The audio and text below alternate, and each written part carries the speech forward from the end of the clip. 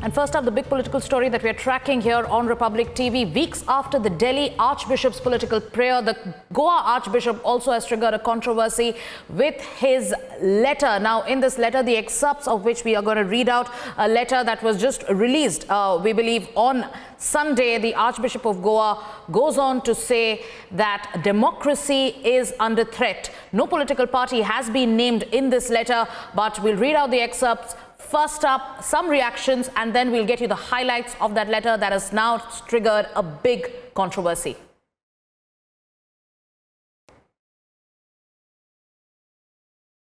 विदेशी के प्रतिनिधि होते हुए इस प्रकार की बकवास और प्रचार करेंगे, क्योंकि इमरजेंसी में तो एक भी नहीं बोला उस समय, तो आज क्यों बोल रहे हैं?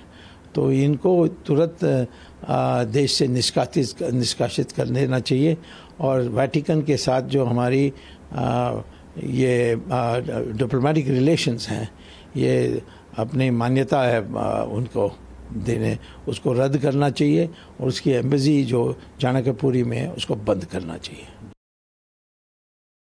See, the pastoral letter is a letter that the bishop writes to his flock, to the Catholics of Goa. And he has been writing this from the time he has been the Archbishop, from 2004.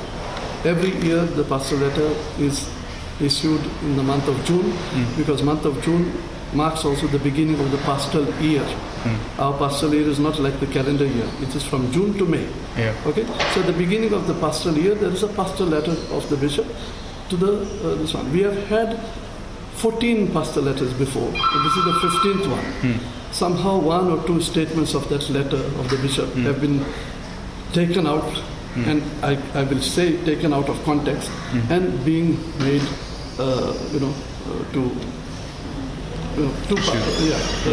making an issue of it.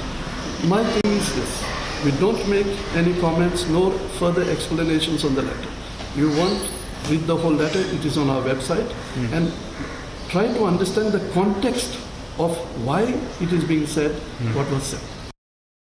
Shravan now joins us on this broadcast. Shravan, I have that letter open right here before me. Now let's talk about the contents of that letter. It goes on to say the header is the social mission of the church. Now when you're talking about social mission, how does elections come in? So now when we read out the excerpts of that letter, which goes under the subheader, danger to our constitution, and I read, at the time of elections, the candidates confuse the minds of many people by making false promises.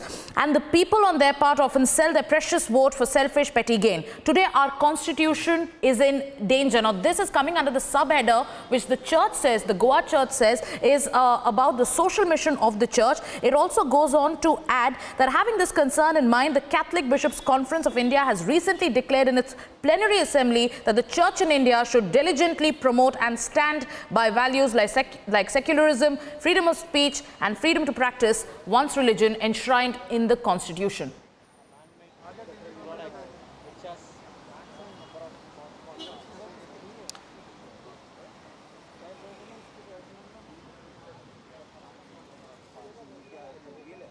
Right, Shravan's joining us on this broadcast. Shravan, we'd also covered that letter, that political prayer made by the Delhi Archbishop, where which was very, very political in its tone. Another letter like this emerging, 2 paragraphs of which have gone on to talk about how constitution is under threat, how religious minorities are currently fearing for their safety.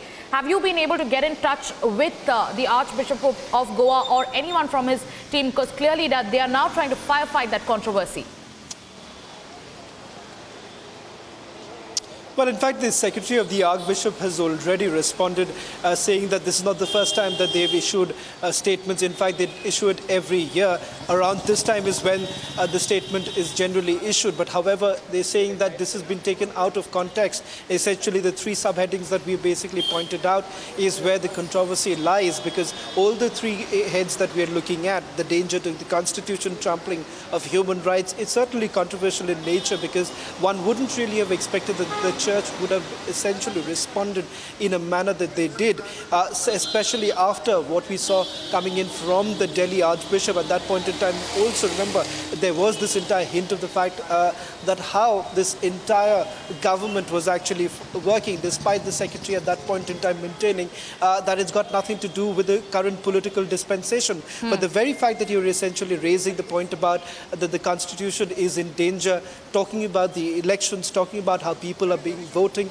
that in itself is something that has been questioned by many. In fact, Subramanian Swamy goes on to say that the diplomatic ties with the Vatican should be called off, essentially because, remember, somewhere down the line, the church essentially plays a very crucial role. Look at Goa. It does have a huge population of Christians. South Goa, in fact, does actually go by what the church says. And before every election, we have seen the church does actually issue a diktat, no matter how much they try to say that they've been apolitical. That's not really the case, and this sort of a statement by the Archbishop in itself is going to raise more questions. Absolutely. In a pre-election year, has the church entered politics? That's the question we're asking here on Republic. Shravan, stay with us. We have